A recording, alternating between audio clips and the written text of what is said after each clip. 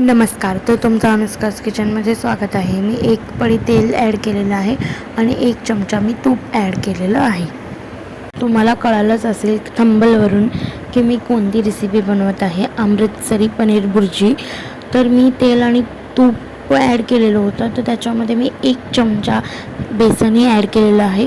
ते चांगलं एकजीव करायचं आहे. बेसन आपल्याला करपवायचं नाही आहे, असं ढवळत राहायचं आणि गुठल्या पडून नाही द्यायच्या आहेत. असं एकत्र एकजीव करून घ्यायचं बेसन आणि थोडं शिजवायचं 1 मिनिट.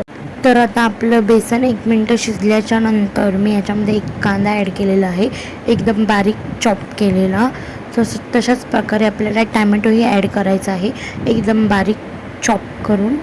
तर आपल्याला हे दोन्ही गोष्टी आपल्याला शिजवायच्या आहेत, एकजीव करून घ्यायचं आहे बेसनामध्ये आणि शिजवायचं आहे 2 मिनिटं. आपल्याला बेसन आहे करपण्याची शक्यता असते. कांद्यामध्ये कढीपत्ता, बारीक केलेली मिरची आणि आलं हे दोन्ही आपण ॲड करणार आहोत आणि एकजीव करून घ्यायचं आहे आपल्यालाही.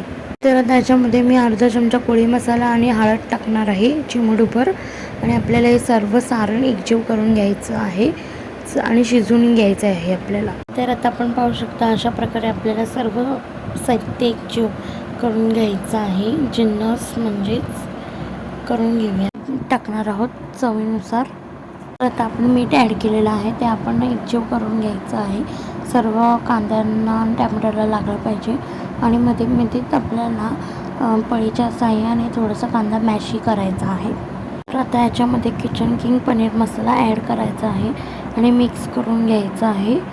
सर्व मसाल्यांचं कच्चं पण घालवायचं आहे. परत आपण मसाला ॲड केला किचन किंग पनीर मसाला. मसाल्याचं कच्चं पण निघाल्यावरती मिश्रणाला असं थोडंसं मॅश करून घ्यायचं, जेणेकरून कांदा हा आपल्या दाताला. आता आपल्याला याच्यामध्ये पाणी ॲड करायचं आहे, अर्धा ग्लास तरी, आणि एकजीव करून घ्यायचं आहे सर्व थोडंसं आणि थोडंसं शिजवून द्यायचं. थोडं घट्ट करायचं आपल्याला ग्रेव्ही.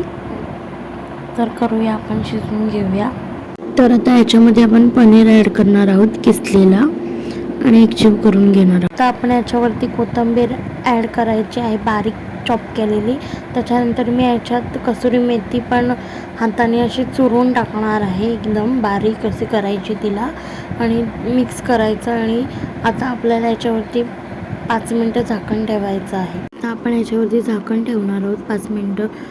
पाहू शकता 5 मिनटानंतर झाकण काढल्यावरती आपण अमृतसरी पनीर भुर्जी कशी दिसत आहे आपल्याला, एकदम जर अमृतसरी पनीर भुर्जी आवडली असेल तर कमेंटमध्ये नक्की मला सांगा कशी वाटली ही रेसिपी.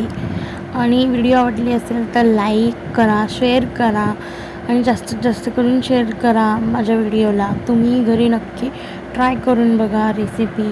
अशाच नवीन नवीन व्हिडिओसाठी मला सबस्क्राईब आणि बेल आयकॉनही प्रेस करा. चला तर मग अशाच नवीन नवीन व्हिडिओ घेऊन येतच राहणार मी.